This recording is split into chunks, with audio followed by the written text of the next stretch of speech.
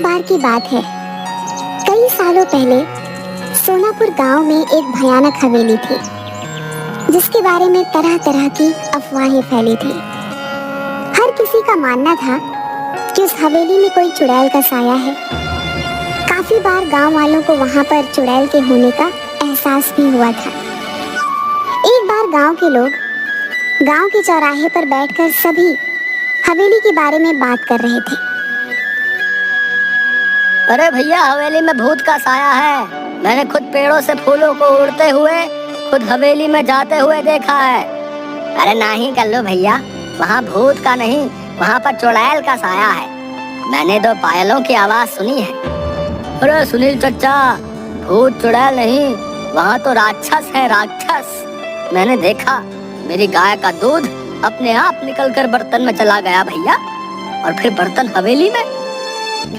बात तो सही है, मैंने भी हंसने की बहुत सी आवाजें सुनी है। जमींदार साहब, आपको हवेली और गांव के बीच में मजबूत दीवार बना देनी चाहिए। कम से कम ये भूत हमारे बच्चों को तो नुकसान नहीं पहुंचाएंगे। न जाने हवेली में भूत है कि चुड़ैल, लेकिन एक बार जब मेरे पति लकड़ियां काट रहे थे तो उनकी कुल्हाड़ी नीचे गिर गई। अचानक कुल्हाड़ी ना जाने कैसे उड़ते हुए वापस उनके हाथ में आ गई। मेरी तो डर के मारे जान ही निकल गई थी। हाँ बेटिया, सच कहती हो, वहाँ कोई है जिसने हमारी सहायता की। मेरी पोती तालाब में डूब गई थी। अचानक तेज हवा चली और मेरी बेटी तालाब से उड़ती हुई बाहर आ गई। देखो भाइयों, मेरा बेटा अमेरिका से वापस आ रहा है। कुछ दिनों के बाद वो वापस चला जाएगा। उसे इन सब घटनाओं के बारे में खबर नहीं होनी चाहिए। उसके जाने के बाद मैं ये दीवार पक्की करवा दूंगा। गांव के एक किसान का बेटा भीखू खाद लेने शहर जा रहा था। रास्ता हवेली के सामने से ही गुजरता। जब वह हवेली के आगे से डरता हुआ पहुंचा तो उसने देखा एक सुंदर सी लड़की उसके सामने आकर खड़ी हो गई। तुम कौन हो और यहाँ क्या कर रही हो? तुम्हें नहीं पता ये हवेली भूतिया है, यहाँ रहना खतरे से खाली नहीं। मेरा नाम किरण है, मैं तो यहीं रहती हूँ। हम यहाँ आते जाते हैं, भूत तो नहीं देखा हमने कभी। अच्छा, पर ये तो भूतिया हवेली है, पर लोग कहते हैं यहाँ भयंकर चुड़ैलें रहती हैं। ये सब सुनकर भीखू मन ही मन डरने लगा। उसके दिमाग में यही चल रहा था कि जो कुछ भी आज तक उसने सुना वो सच है या झूठ। तभी किरण बोली, तुम्हें पता है मैं हवेली में ही रहती हूँ। अब ये क्या कह रही हो? पूरा गांव जानता है कि इस हवेली में भूत चुड़ैल रहती है। तुम चुड़ैल भूत जैसी चीजों पर विश्वास रखते हो? मैं फालतू में ही इतना सोच रहा हूँ। ये लड़की होकर भी नहीं डर रही। ये भूत चुड़ैल मन का वहम है, ये सच्चाई थोड़ी ना है। आओ तुम्हें मैं अपने बाकी लोगों से मिलवाती हूँ, इससे तुम्हारा डर हमेशा के लिए खत्म हो जाएगा। भीखू किरण के पीछे पीछे चलने लगा कि अचानक उसे जोर का धक्का लगा और वह हवेली की पहाड़ी से नीचे गिर गया। गांव वाले तुरंत दौड़ते हुए भीखू के पास आए और पूछने लगे क्या हुआ। तभी भीखू के मुंह से बस ये शब्द निकले, हवेली, लड़की, किरण, हवेली।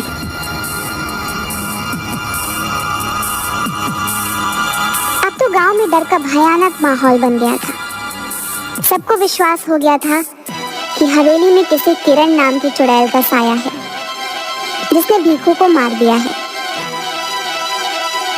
इस घटना के अगले दिन ही जमींदार साहब का बेटा राजेश अपने दोस्त मयंक के साथ गांव आ रहा होता है। हे भगवान, शाम हो गई है, हवेली के आगे से गुजरना होगा। अरे राजेश भैया, आप उस हवेली की तरफ मत देखना, कहीं उन चुड़ैलों का साया आप पर भी ना पड़ जाए। अरे राजेश, ये तेरा ड्राइवर क्या कह रहा है? चुड़ैलों का साया? गांव के अंधविश्वासों का तो अपना ही मजा है। अरे ड्राइवर भैया, आप चुपचाप गाड़ी चलाओ ना, ये सब अंधविश्वास है, हम सब ये नहीं मानते। भैया, आज तक इस भूतिया हवेली में कोई एक रात नहीं गुजार पाया। बड़े बड़े लोग आए और बड़े बड़े दावे किए और फिर हार मानकर चले गए। अरे हम पढ़े लिखे लोग हैं, अमेरिका से आए हैं, हम इन सब बातों को नहीं मानते। ये सब अंधविश्वास है। अगर हमें सचमुच भूत प्रेत देखने को मिल जाए तो इन छुट्टियों का मजा आ जाएगा। क्यों राजेश? क्या हुआ बिरजू? अरे ये गाड़ी के आगे इतने सारे फूल कैसे पड़े? लगता है किसी ने हमारा स्वागत करने के लिए रखे। तो यहाँ रुकना खतरे से खाली नहीं भैया। मैंने अभी अभी किसी को यहाँ से जाते हुए देखा है। ये सब हवेली की चुड़ैलों का काम है।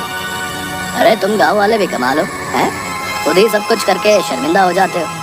मैं सब जानता हूँ, गाँव वालों ने ये फूल बिछाए होंगे, लेकिन अब अपना नाम बताना नहीं चाहते। राजेश भैया, मैं झूठ नहीं बोला। जब आप हवेली में एक रात बिता लेंगे तो आपकी सोच भी बदल जाएगी। यार बिरजू, तुम पहले घर पहुंचाओ, बाद में देखेंगे। अभी तो बहुत जोर से भूख लगी है। मेरे पेट में तो हाथी, चूहे, भूत, प्रेत सब दौड़ रहे हैं।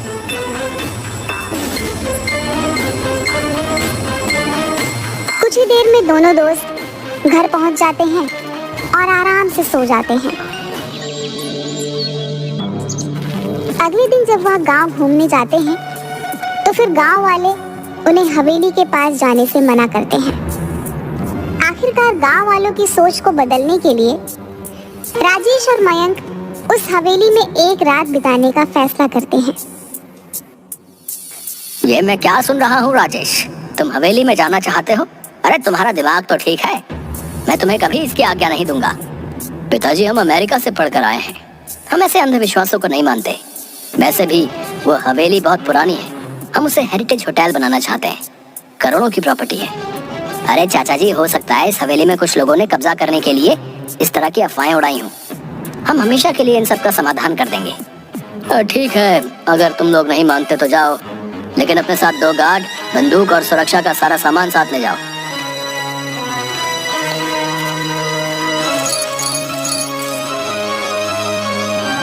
आप लोग सो जाइए, हम सब बाहर ही बैठे हुए हैं। कोई भी बात हो तो तुरंत आवाज दीजिएगा। राजेश उठ यार, ये सब क्या हो रहा है?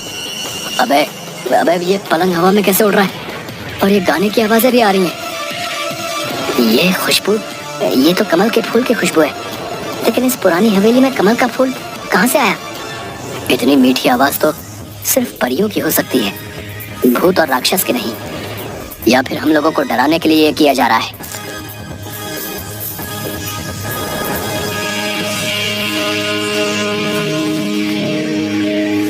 क्या तुमने वही देखा जो मैं देख रहा हूँ? हाँ यार, ये तो सचमुच भूतिया है। नहीं, हम यूँ विश्वास नहीं कर सकते। मुझे तो लगता है कि ये कोई ऐसा बंदा है जिसे इस टाइप के हॉरर इफेक्ट के बारे में बहुत कुछ पता है। चलो हवेली की लाइब्रेरी में चलते हैं, कुछ तो मिलेगा।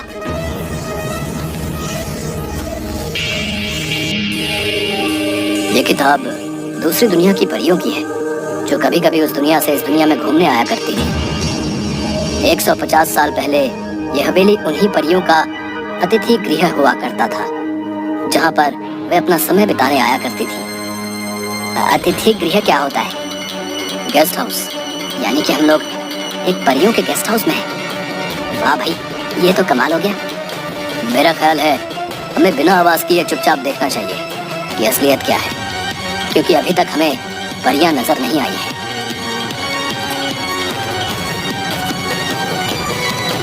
इसके बाद वो परियों का इंतजार करने लगते हैं। तभी अचानक उनके सामने जादुई संगीत बजने लगता है और बहुत सारी परियां सामने प्रकट हो जाती हैं। मैं हुस्न परी हूँ। हमारे घर में आपका स्वागत है मानव मित्रों।